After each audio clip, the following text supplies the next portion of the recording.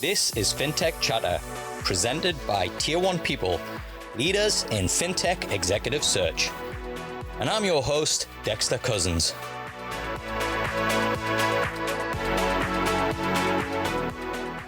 In episode 81, I'm joined by Stuart Clout, Chief Revenue Officer and co-founder of Ansarada Group.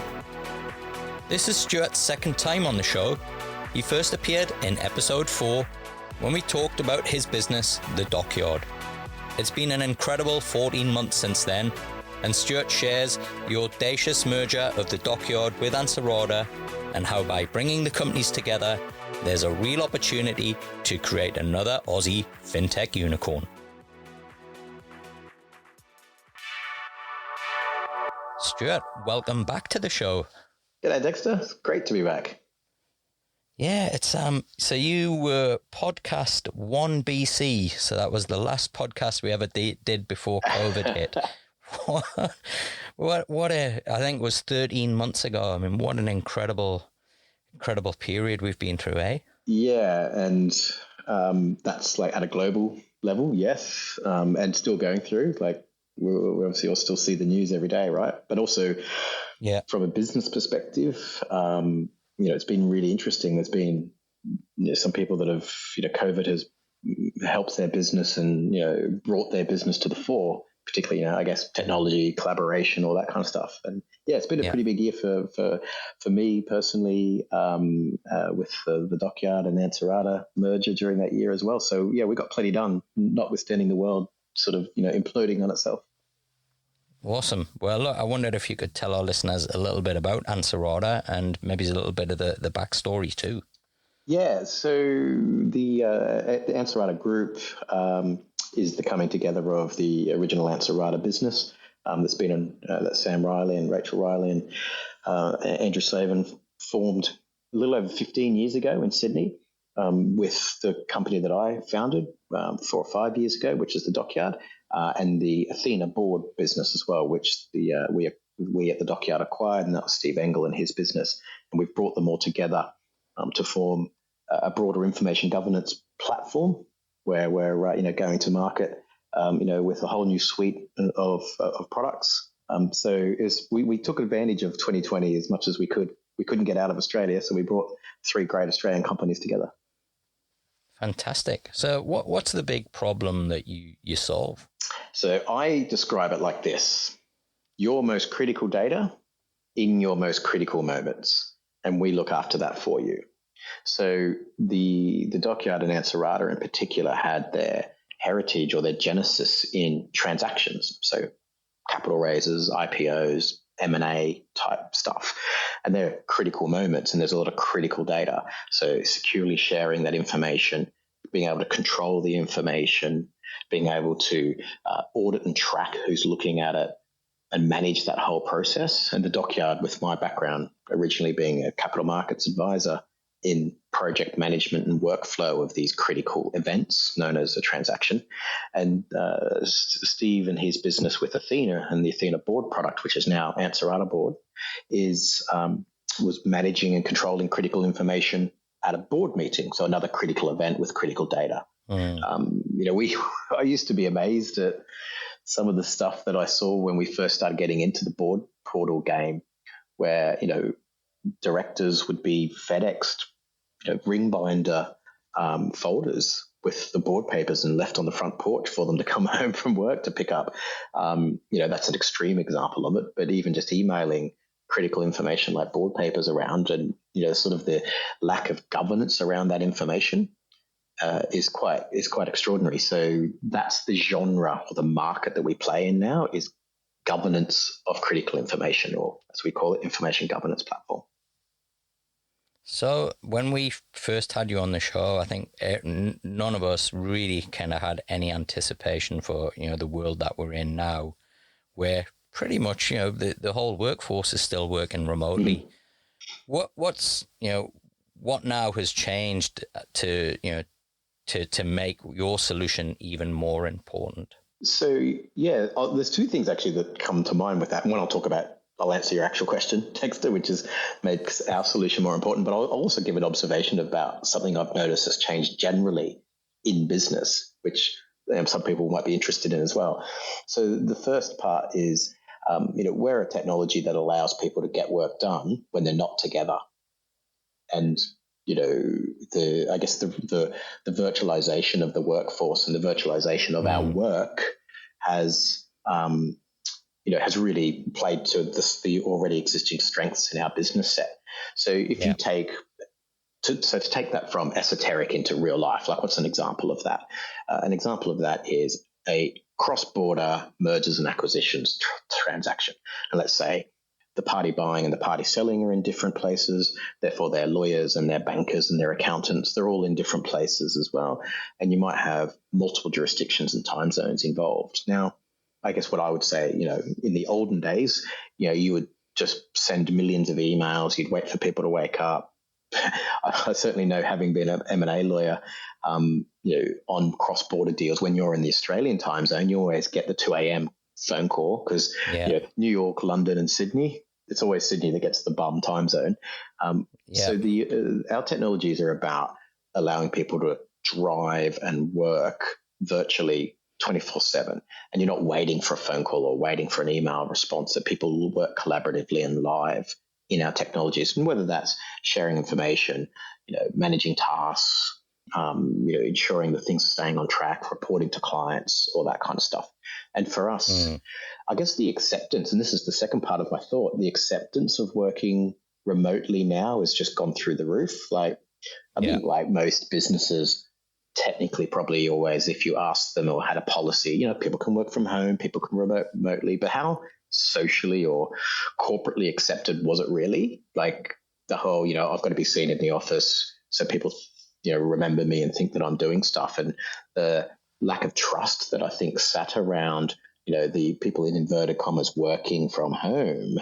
And it was almost still, I think, pre-COVID, still a bit of a stigma around that. Like, it kind of meant you needed to get some washing done, or you had a dentist appointment, but you're going to just pretend to work from home for the day.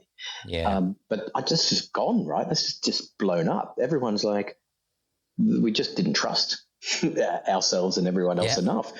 And I mean, I'm predominantly now, after the merger, I stepped back as I was the CEO of one of the merged entities, and I now am the Chief Revenue Officer and Global Head of Growth.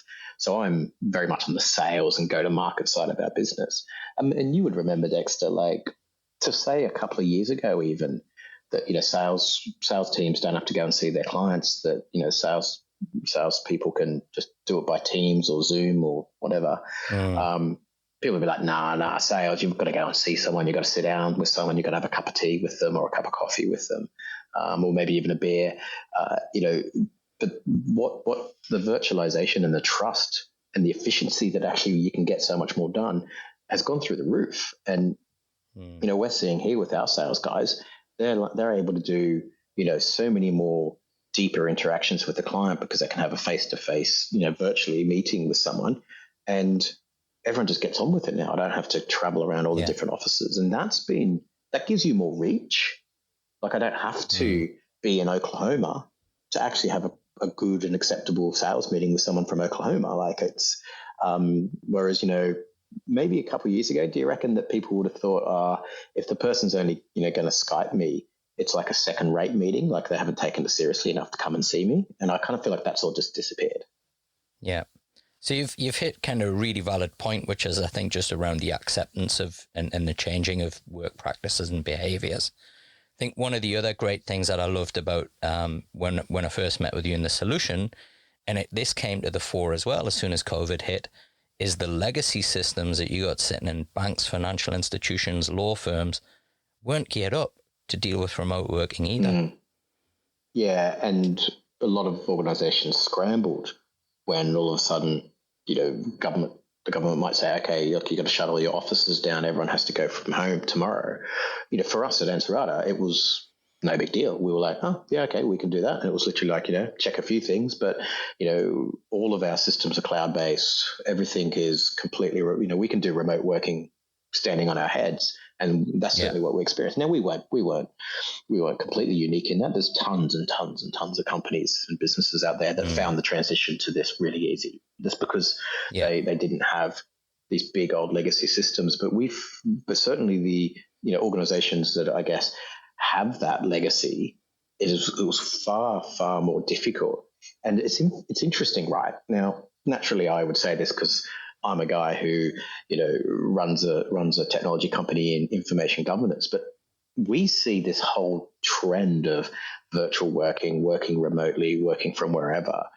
At the core of it is actually governing your information, because information is kind of like the lifeblood of every company. And it's funny, right? Like, I don't know, if I had a manufacturing business, I have a factory and I have machinery and I'd have a fleet of trucks, but they're all assets, right? And they'd typically sit on my balance sheet, and I would do things to look after those assets, like insure them. And, my factory would have fire suppression systems and security systems and all this sort of stuff to protect the asset. And in fact, if I wasn't doing that, I'd be negligent as a director for not protecting the assets of the company. Now, think about that with information. Information is a core, if not arguably the most important asset that any organization has. And what do people do to protect it? What's their security system or their fire suppression system? What's their insurance for this really core asset? Now, multiply that by a bazillion in terms of impact when that information is whizzing everywhere, because you haven't got it contained within one office environment now.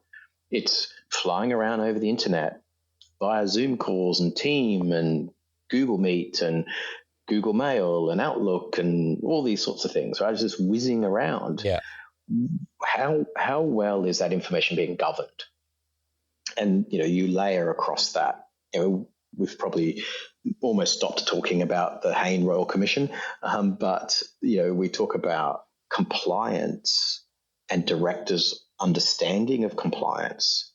And we saw it in the commissioner said to some of the key executives of big four banks, do you know whether you are compliant with this piece of regulation? And they were like, I'll have to come back and tell you tomorrow, next week, next month, because they don't know.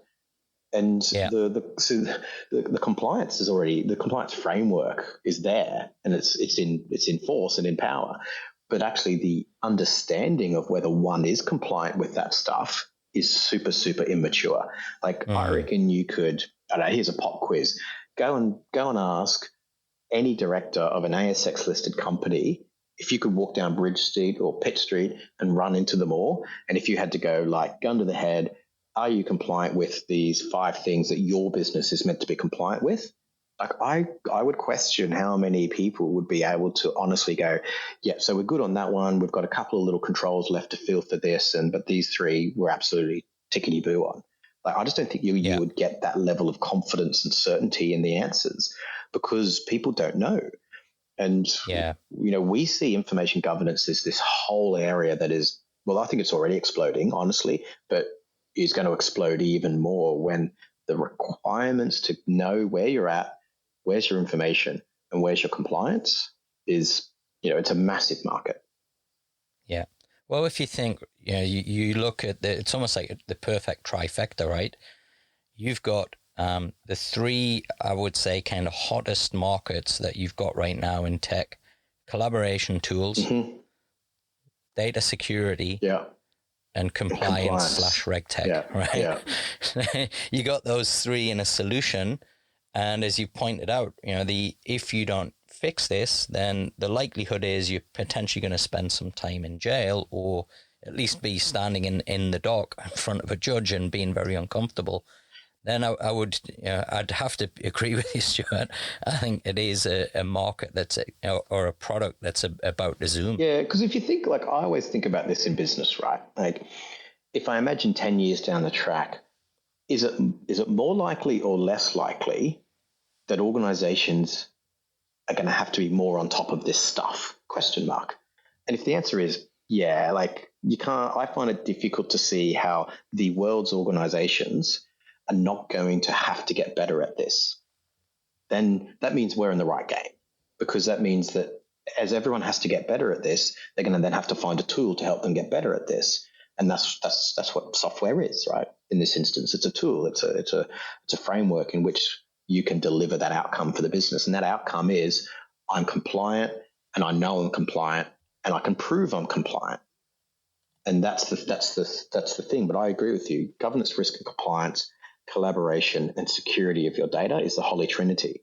And it's funny, like I listen to a different podcast other than, I obviously listen to yours as well, Dexter, but I listen to a podcast on Wondery, which is Business Wars, which is a pretty popular one. Like heaps of people listen to that.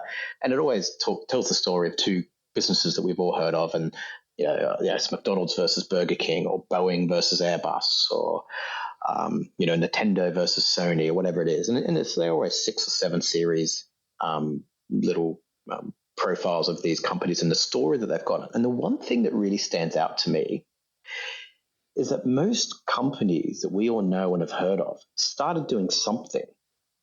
And there was something in what they started doing which put them in a good position to actually understand a bigger or broader or different problem. And, they often will start here, and I guess the cheese balls in startup land call it a pivot these days, and they will pivot it into something else. But I just kind of see it as a natural sort of evolution that, they started doing one thing, but that positioned them really well to understand this other problem. And with that, we really feel that at Ansarada.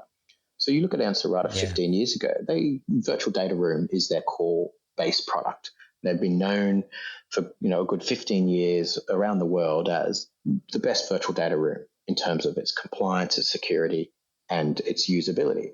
And at the core of a virtual data room is a very simple concept, is really securely keeping your data and stopping other people being able to extract it, tracking who's looking at it, being able to get it back. So we've got cool things like I might allow you to download a spreadsheet from the data room, which is my financial model, because you need to see it so you can see whether you want to buy me or not.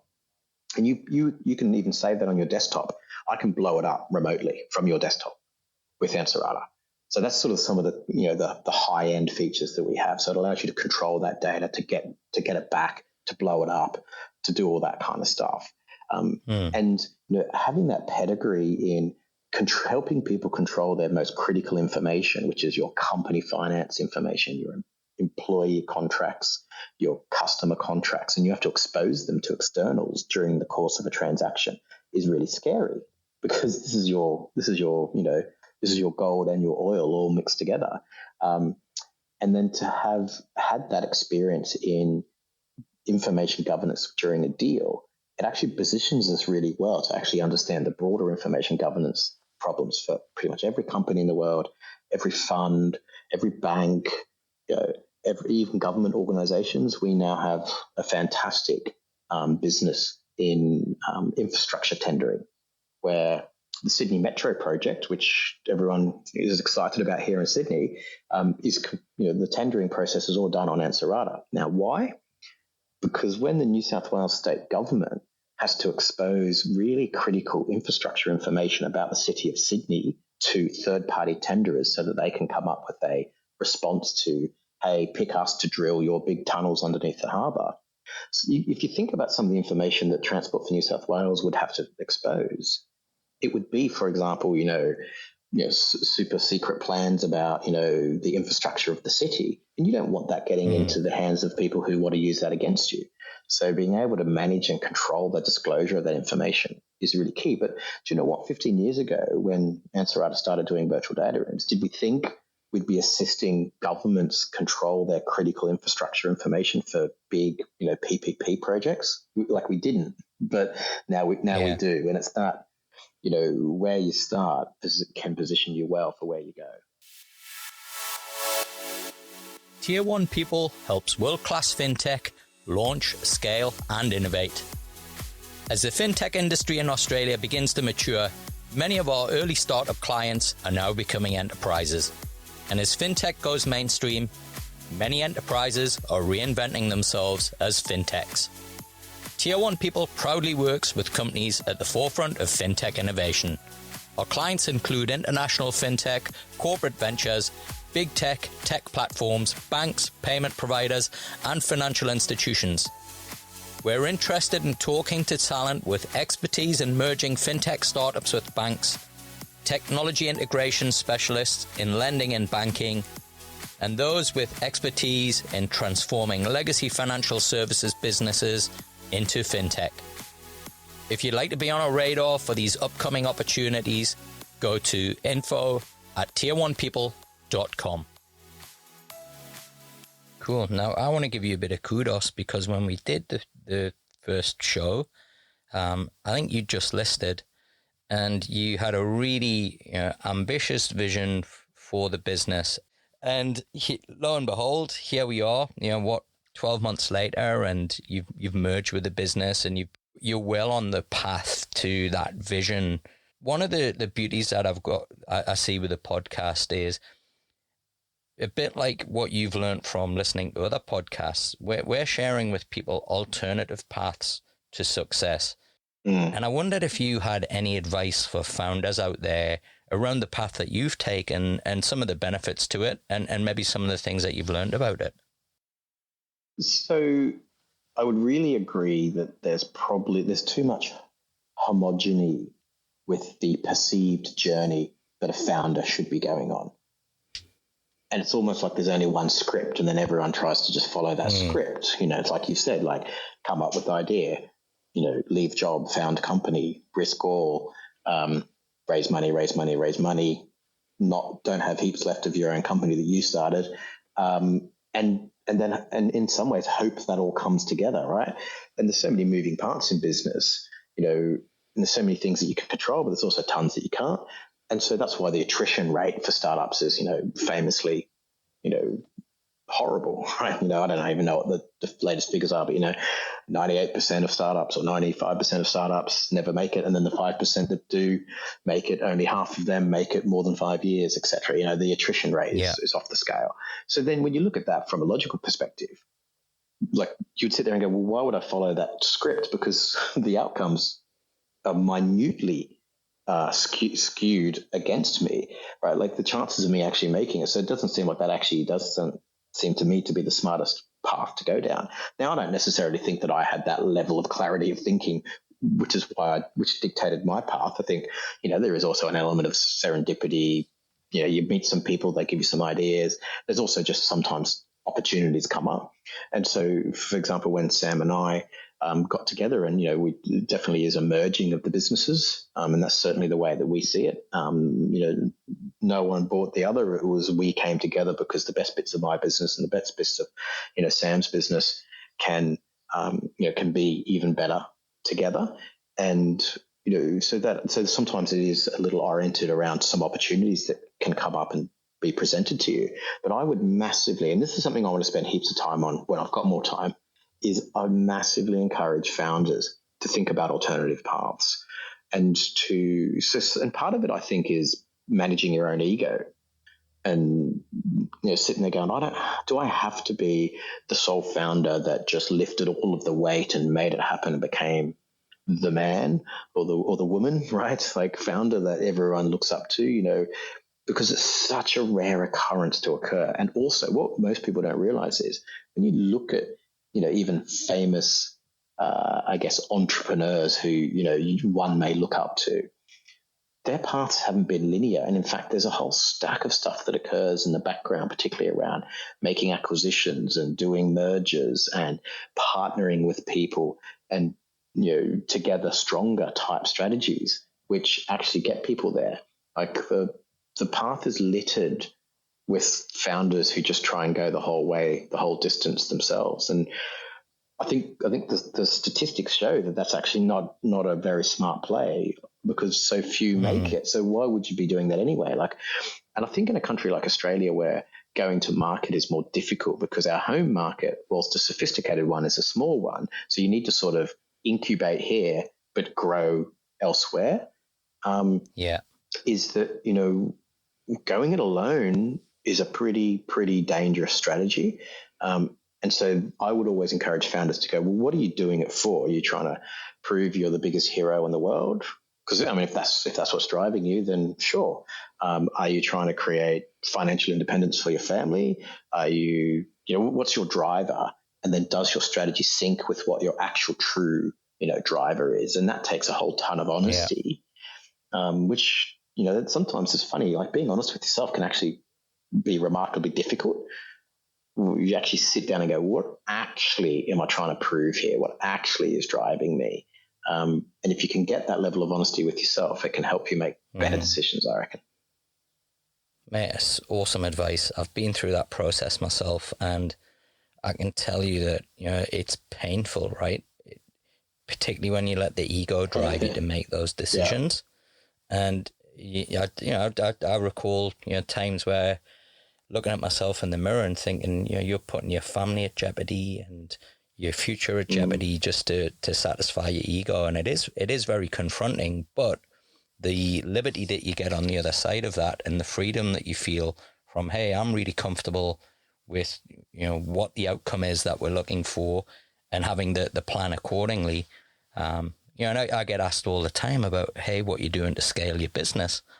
And we would much prefer to help our clients scale their business than scale ours, because we're just not comfortable with the business model of a recruitment business. And here's the hard bit.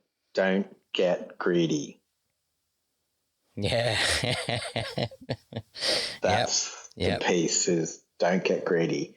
And it's important, right? Like, I see some very odd decisions made in business, and I look at it and I think that is driven by either greed and ego, or a heady mix of the both. And if that's what's driving your decision making, well, at least if that is what's driving it, at least own that, or be honest about it, and then make any changes that you feel are right for you. It's not for me or you to tell anyone what to do, but certainly you don't have to. The good thing about this is it's super private, right? It can be just you in the mirror. It could be the moment before you're drifting off to sleep and you're lying in bed and you think, am I on track? Am I happy with the reasons that are driving my decision making? But the don't get greedy one is something that you've got to, for me, like I'll, keep it in check. Make sure you're managing that. Make sure you still got your eye on the real outcome that you're looking for. So what's been some of the benefits of merging the three companies? So people, basically. There's more people for me now because the Dockyard and Athena combination collectively was significantly smaller than the Ansarada business before we put them together. So for us, it's been a big step up in terms of just the size of the organization, which means the resources and the talent that you have access to do stuff and get stuff done has been phenomenal. It's also helped us feel part of a bigger thing, even though Sam and I were already very aligned, independently very aligned on broader vision and the whole governance, risk and compliance and information governance space as being a big boom space. Just having so many more people that understand that vision, are empowered by it and want to help drive results from it is been really, really fantastic for us. Like, stuff can just get done. Whereas, when we were on the smaller side, it's just more difficult. This is the classic. You might be the CEO of the company, but you empty the bins at the end of the day. You make sure the windows are closed and the curtains are pulled. You get in the morning and you're carrying in a new monitor from Officeworks because you got a new starter that morning and you've had to go via Officeworks to buy the monitor because you didn't have one. All the sort of non-sexy real life parts of trying to grow a business. But I just think also, like, I'm really focused in on sort of the origin story of many companies at the moment. And, the one that I love from one of my recent stories, which was the Starbucks Dunkin' Donuts business wars one, was that Starbucks never sold cups of coffee. Like, that's hilarious, right?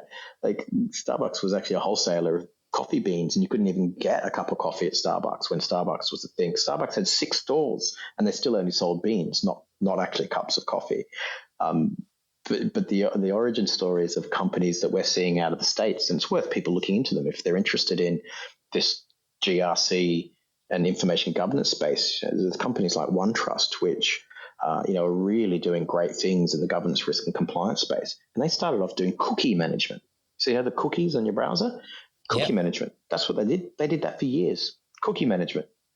Now they're a $5-6 billion behemoth in the governance, risk and compliance space. And again, they were helping manage people's data and manage information and keep you compliant with policy and regulation. And so the sort of their origin story has positioned them well for this giant market. Like the total addressable market for software alone in the GRC space is north of $20 billion per annum and growing at a phenomenal rate.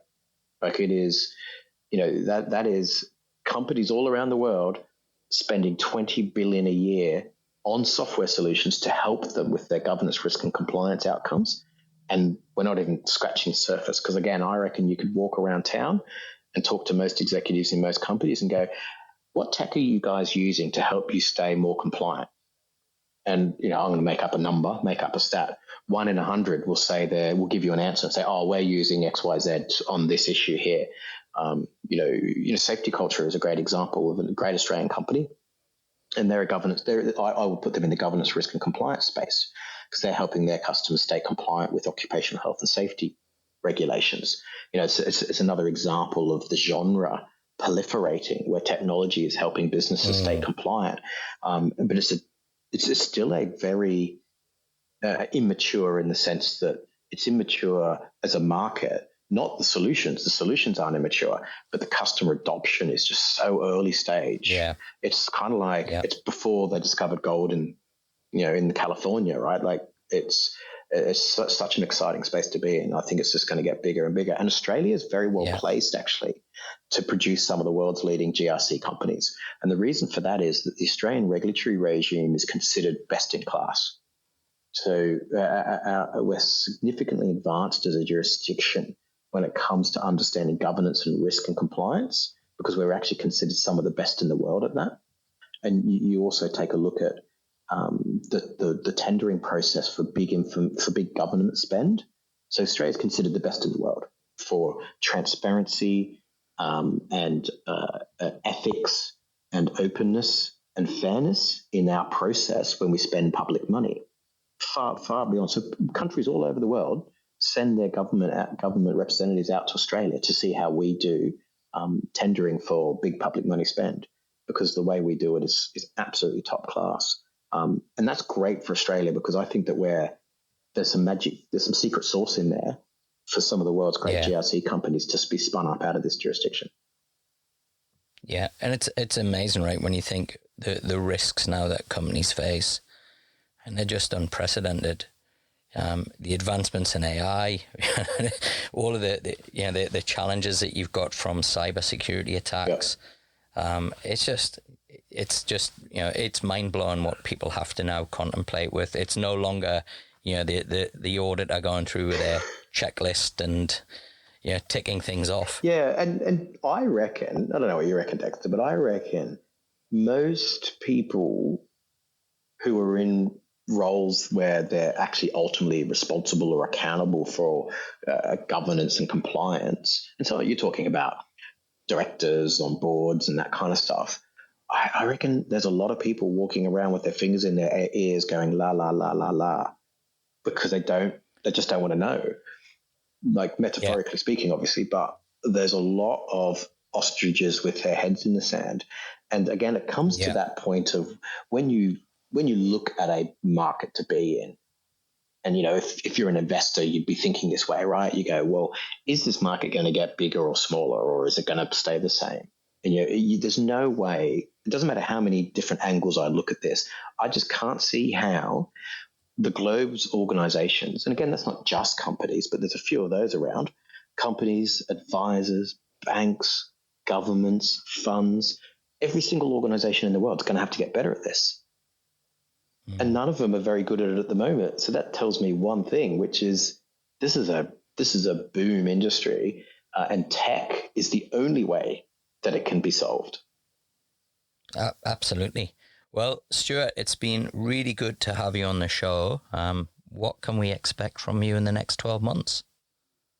Well, given the last 12 months, then probably quite a lot. So we've got some pretty exciting stuff happening here at Ansarada. So tomorrow, which is, given this is recorded, today is the 3rd of May. May the 4th be with you, eh? May the 4th be with you tomorrow, Star Wars Day. So we officially launch Ansarada Deals. Awesome. So Ansarada Deals is the combination of the project management and workflow tools from the Docyard's suite of solutions, together with Ansarada's AI-driven leading virtual data room, and we're putting them together and creating the world's most advanced transaction management solution. And it is live this morning, and all of our marketing goes big tomorrow on May the 4th. And we'll be taking over a lot of the main financial papers and digital space, and absolutely plastering the globe green when it comes to helping them understand that there is an even better way for them to run their deals. So we're super excited about that. Our board technology is also wrapped into the platform. So every company that's touching our technology when they're doing a transaction is going to be getting exposed to our board technology as well. So there's a lot happening on our side this year. Well, fantastic to see another Aussie success story in the space. Yeah, thanks, Dexter. And it's always good to talk to you. I can't wait to talk in another 12 months, and we'll see where we're at then. Yeah, fantastic. And where can people find out more about Ansarada, Stuart? Well, Ansarada.com is the best place to go. So ANSARADA.com. We've got a lot of executives that listen to the show. If they're having sleepless nights around GRC, how do they get in touch with you? So the best is probably just drop me a line on my email, which is stuart.clout@ansarada.com, and I'll make sure that they'll be sleeping easy for the rest of the year. And you can find me, Dexter Cousins, on LinkedIn and Twitter. If you'd like early access to new episodes, subscribe to our newsletter by visiting the FinTech Chatter page on LinkedIn. Thanks for listening. If you enjoyed today's show, please consider leaving us a review so we can bring you more great guests like Stuart. It really helps other FinTech fans like you discover the show. FinTech Chatter is presented by Tier 1 people, leaders in FinTech executive search. We'll help you launch, scale, and innovate by delivering world-class talent. And you can find out more at tier1people.com. Until the next episode, stay safe.